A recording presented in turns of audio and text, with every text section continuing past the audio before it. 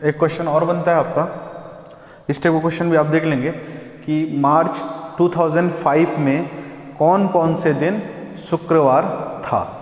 ठीक है, क्वेश्चन क्या है आपका, मार्च 2005 में कौन कौन से दिन फ्राइडे था। क्या आप निकाल सकते हैं, इसको कैलकुलेट कर सकते हैं? कॉन्सेप्ट बता देता हूँ, देखिए। सबसे पहले आप निकालेंगे 1 मार्च, मतलब 1 मार्च 2005 को कौन सा दिन था, आप निकाल सकते हैं। जैसे अभी हमने निकाला 15 अगस्त 1947 को, 20 जुलाई 2020 का। सिमिलरली आपको 1 मार्च 2005 को कौन सा दिन था, ये आपको निकालना है। आपको मार्च महीने का जो फर्स्ट डे अगर पता चल गया तो आप बाकी डेज भी निकाल सकते हैं। ठीक है, तो इसको ट्राई करिएगा, बहुत ही अच्छा क्वेश्चन और है, वो है 15 मार्च 2024 को कौन सा दिन होगा। इसको भी आप ट्राई करेंगे, बहुत ही ईजी क्वेश्चन है। जो मेथड आपको मैंने बताया उसी मेथड से ये बनेगा। ठीक है,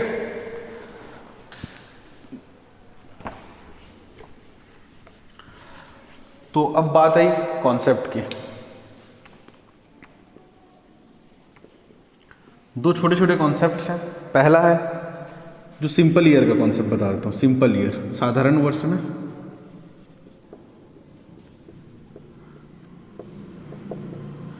जो कोई भी एक साधारण वर्ष ले लीजिए, उसका उस वर्ष का जो सबसे पहला दिन होता है 1 जनवरी 2005। 1 जनवरी 2005, 1 जनवरी 2005 ये एक साधारण वर्ष है। इसका अगर पहला दिन मान लो संडे है, आप मान लीजिए इसका फर्स्ट डे इस साल का संडे है, तो 31 दिसंबर 2005 मतलब इसी वर्ष का अंतिम दिन भी संडे होगा।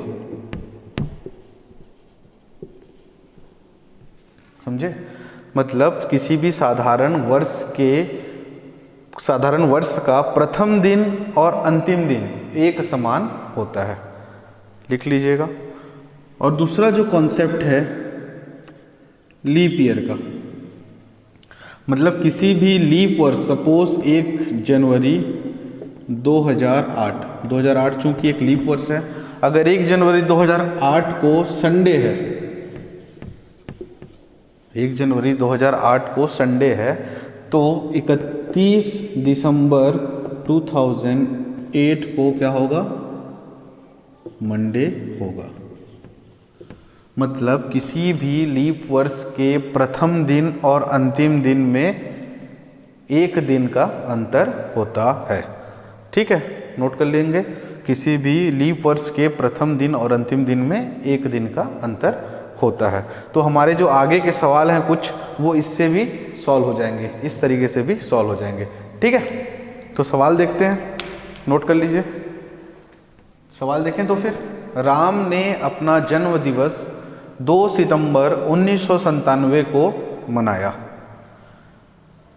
तो क्वेश्चन ये है कि राम अपना अगला जन्म दिवस इसी दिन फिर कब मनाएगा।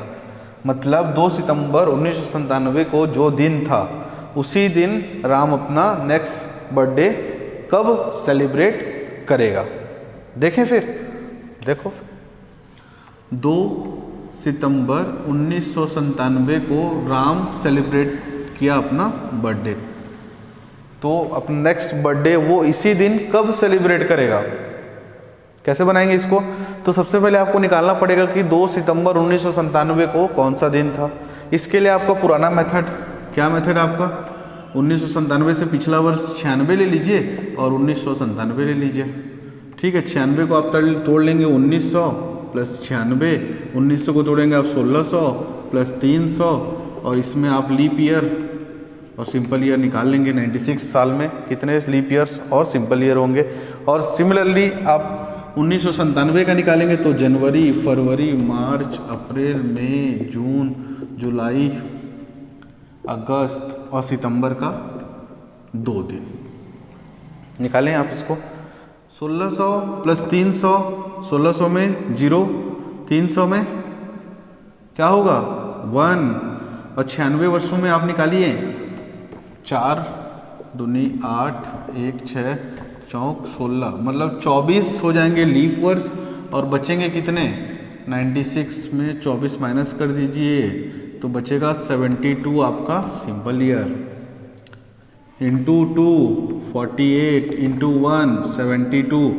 कैसे करते हैं अगर आपको नहीं मालूम तो आप मेरा पिछला वीडियो देखें। 48 को आप 7 से डिवाइड करेंगे तो क्या आएगा आंसर 6, 72 को करेंगे तो 0। ठीक है, 7 से इसको आप डिवाइड करेंगे, सॉरी 7 से डिवाइड करेंगे तो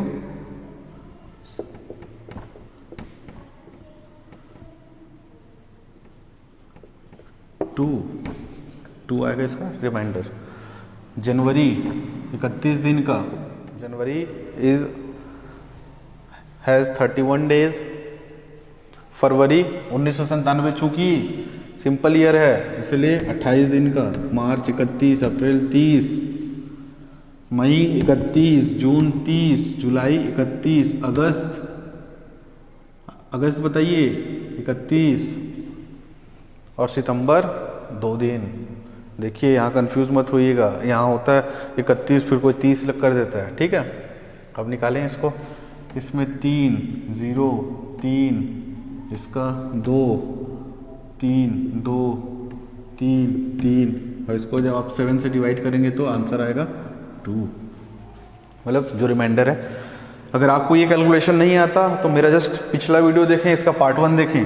ठीक है, ऐड करिए 3 + 2 5 8 9 10 13 15 18, और ये हो गया आपका 21 22 23 और 6 29।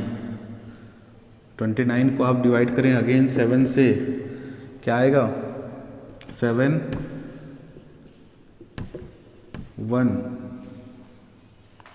1 इज फॉर, एक कौन सा दिन होता है 0 1 होता है आपका मंडे। ठीक है, 1 होता है आपका मंडे।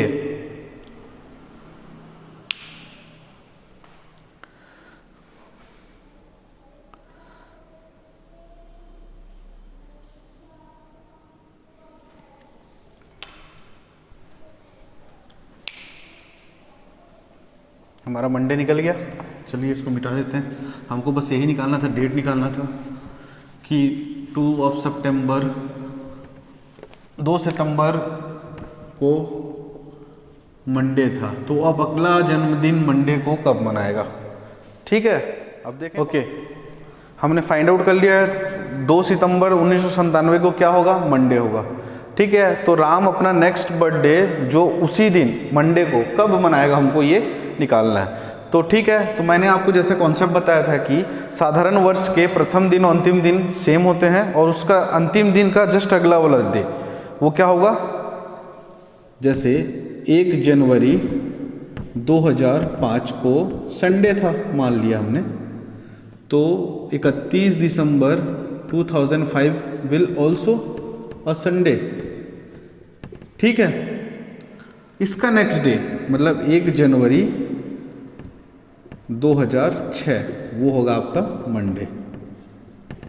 ठीक, तो हमको एक वर्ष का अंतराल में सेम डे मिल जाएगा, और उसका जस्ट अगला दिन इसका अगला दिन होगा, जो भी दिन आपको दिया होगा। ठीक है, अब देखें इसमें 2 सितंबर 1998 को कौन सा दिन होगा। तो 2 सितंबर 1997 को सोमवार है, मंडे है। तो 2 सितंबर 1998 को मतलब 1 सितंबर 1998 को भी मंडे होगा, क्योंकि अंतिम दिन होगा वर्ष का, और उसका अगला दिन 2 सितंबर 1998 को जो दिन होगा वो आपका ट्यूसडे होगा, इस वाले कॉन्सेप्ट से। ठीक है, उसके बाद ले लीजिए 2 सितंबर 1999। इन दोनों के बीच का जो अंतराल है, इसमें भी फरवरी 28 का पड़ रहा है और 1999 वर्ष का पड़ रहा है, तो सेम वर्ष होंगे, एक दिन आगे बढ़ जाएगा आपका वेडनेसडे। मतलब बुधवार। 2 सितंबर 2000 सन 2000 को। अब देखिए इसमें थोड़ा चेंजेस आएगा, इसमें जो फैब पड़ेगा इन दोनों के बीच का अंतराल है, इसमें जो फैब है वो सन 2000 का पड़ेगा, जो कि एक लीप वर्ष है, मतलब इसमें 29 दिन होंगे। अब लीप वर्ष का मैंने जैसे आपको बताया था, अगर लीप वर्ष में सपोज 2008 ये संडे है तो 31 दिसंबर 2008 को एक दिन का अंतर होगा, बताया था मैंने, ये मंडे होगा।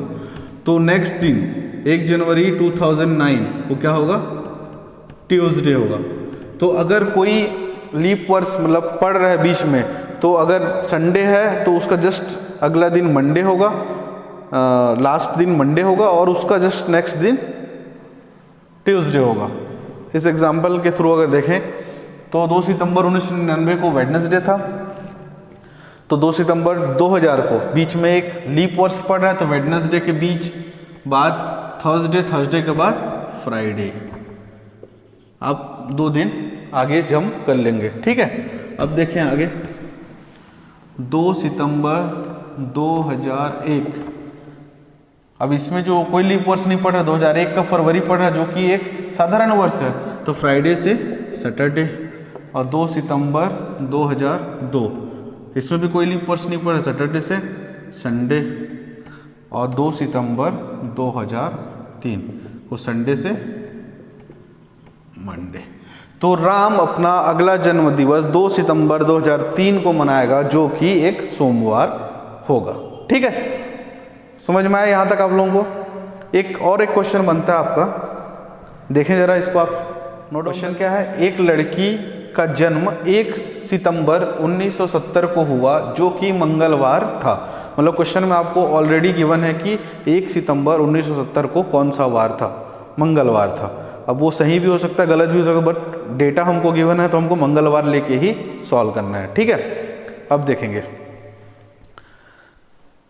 आपको वो अपना अगला जन्म दिवस मंगलवार को कब मनाएगी, आपको ये निकालना है, ठीक है। क्वेश्चन इसी टाइप का है, आप सॉल्व कर लेंगे। चलिए, लड़की अपना बर्थडे कब मना रही है, कब जन्म हुई, कब उसका जन्म हुआ, 1 सितंबर 1970 को, और जो कि मंगलवार था,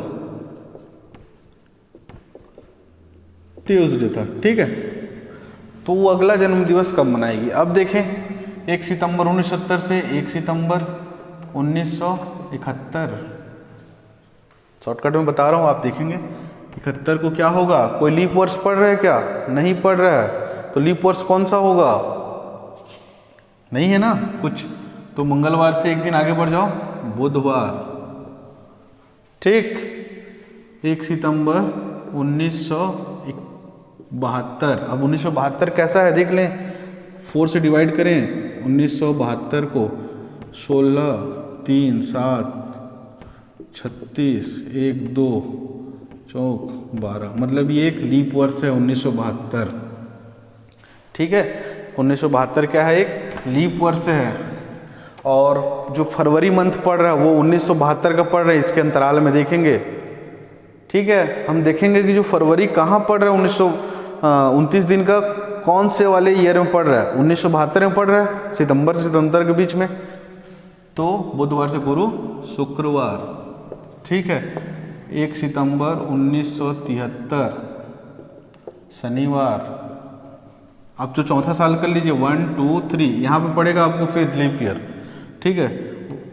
1 सितंबर 1974 रविवार, 1 सितंबर 1975 सोमवार, ठीक है। अभी आपका लीप वर्ष है, देखो 1, 2, 3 साल हो गया, अब चौथा साल क्या होगा, लीप वर्ष होगा। 1 सितंबर 1976 सोम से एक मंगल, मंगल से एक बुध, ठीक है। 1 सितंबर 1977, 1978, 1979, 1980 बुध, गुरु, शुक्र, शनि, यहाँ से चेंज हो जाएगा रवि और सोम, और 1981 को हो जाएगा, क्या हो जाएगा, मंगल।